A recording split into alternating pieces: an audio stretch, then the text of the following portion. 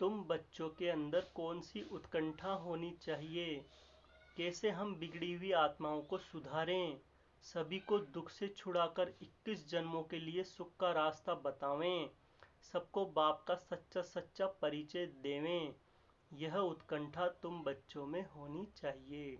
अभी हम श्रीमत पर निर्विकारी बनते जाते हैं, बिगड़ी को सुधार रहे हैं। जैसे बाप सबकी बिगड़ी बनाते हैं, बच्चों में भी यह उत्कंठा रहनी चाहिए कि कैसे हम बिगड़ी को बनावें।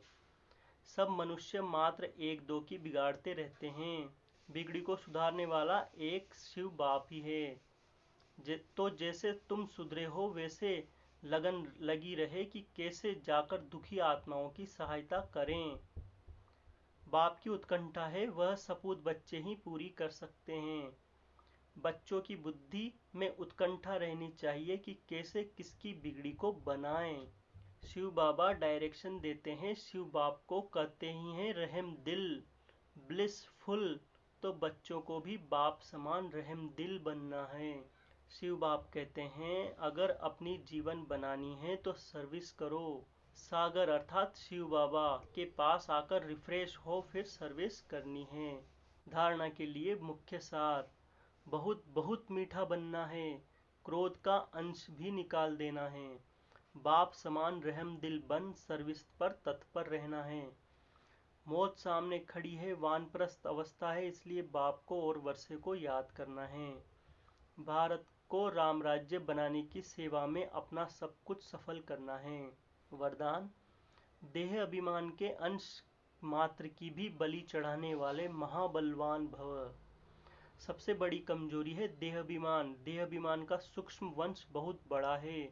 देह अभिमान की बलि चढ़ाना अर्थात अंश और वंश सहित समर्पित होना। ऐसे बलि चढ़ाने वाले ही महाबलवान बनते हैं।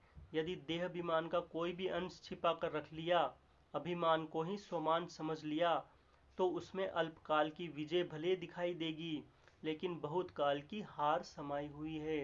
स्लोगन, इच्छा नहीं थी लेकिन अच्छा लग गया, यह भी जीवन बंद की स्थिति है। मातेश्वरी जी के अनमोल महावाक्य।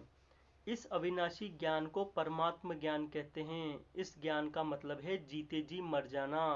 इसलिए कोटों में कोई विरला यह ज्ञान लेने की हिम्मत रखता है। मन मना भव का अर्थ है मेरे साथ योग लगाओ। अगर मेरे साथ योग लगाएंगे तो मैं तुम्हें पापों से मुक्त कर वैकुंठ की बादशाही दूंगा, वहां तुम चलकर राज्य करेंगे। इसलिए इस ज्ञान को राजाओं का राजा कहते हैं। अब यह ज्ञान लेना बहुत महंगा सौदा है। ज्ञान लेना अर्थात एक ही धक से जीते जी मर जाना। परमपिता परमात्मा को सच्चित आनंद स्वरूप भी कहते हैं। अब परमात्मा को सत क्यों कहते हैं? क्योंकि वह अविनाशी इमोर्टल है, वह कभी असत नहीं होता, अजर अमर है। और परमात्मा को चैतन्य स्वरूप भी कहते हैं। चैतन्य का अर्थ है परमात्मा भी मन बुद्धि सहित है, उसको नॉलेजफुल पीसफुल कहते हैं। वो ज्ञान और योग सिखला रहे हैं, इसलिए परमात्मा को चैतन्य भी कहते हैं। भले ही वह अजन्मा भी है, वह आत्माओं के अनुसार जन्म नहीं लेता। परमात्मा को भी यह नॉलेज और शांति देने के लिए ब्रह्मा तन का लोन लेना पड़ता है। ओम शांति।